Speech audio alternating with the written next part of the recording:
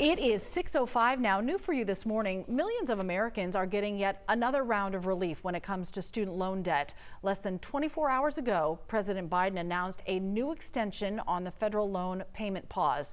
It now goes until the end of August.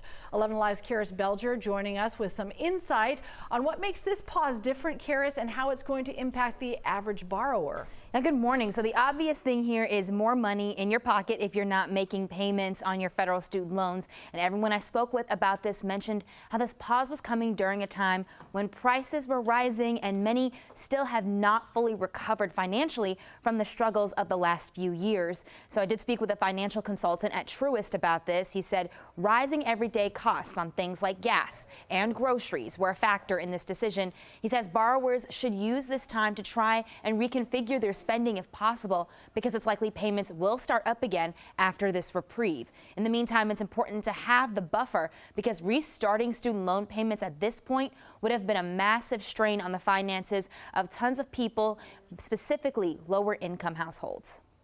But of course, as we see in recent times, it's things like gasoline, it's things like food, it's rent, etc. So yes, absolutely, that's an important thing to keep in mind, that people are able to have that buffer.